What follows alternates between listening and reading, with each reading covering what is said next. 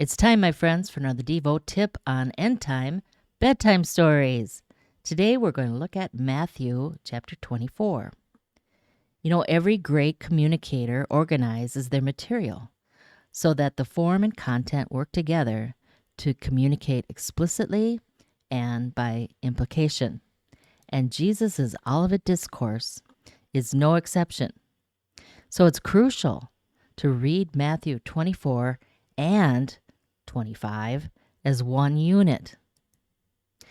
Not one stone will be left on another, Jesus tells his disciples in Matthew 24, verse 2. The end of the temple's sacrificial system was coming in AD 70. So the disciples ask, when will this happen?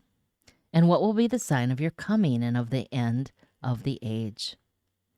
You see, in the disciples' minds, the destruction of Jerusalem, the coming of Messiah, and the end of the age were one multifaceted event. Jesus doesn't take the time to explain that prophecy is not about predictions, it's about the fulfillment of God's promises. Nor does he launch into a teaching on how the prophets saw the coming Messiah as one giant mission-accomplished event. No, they didn't distinguish between the first and second coming. They saw it as one event. So, with the destruction of the physical temple in mind, Jesus prepares his followers to become the new, living temple in which God manifests his presence to the ends of the earth. The new living worldwide temple must not be duped by counterfeits or paralyzed by tough times or rattled by persecution or foolish enough to stay in Jerusalem when the Romans level it. Notice how Jesus wraps these threats like an ugly scarf around a stunningly beautiful promise. He says, this gospel of the kingdom will be proclaimed throughout the whole world as a testimony to all nations, and then the end will come. Jesus' outstanding promise is a guarantee that the gospel will become so loud because of the living testimony of his people that no one can ignore it, and yet they may still reject it.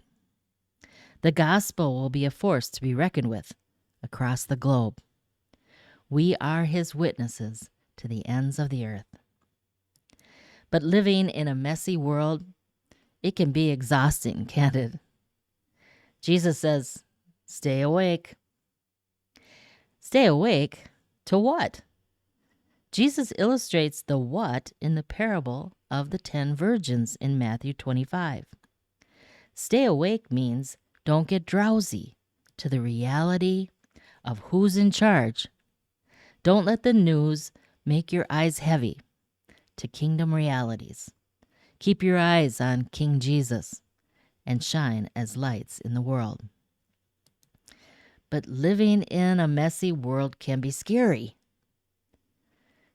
Jesus says the faithful and wise servant is that servant whom the master finds doing his job when he comes. That's Matthew 24. Doing his job? What job? Jesus illustrates the what in the parable of the talents in Matthew 25. Doing your job means being faithful in the little things. So don't let the news paralyze you from using your God-given gifts for his glory. Keep giving out cups of cold water to everyone around you. You're serving the King. What a great end-time bedtime story. Don't freak out by ominous end-time signs. Be one of those people who are too busy serving the King to worry about them.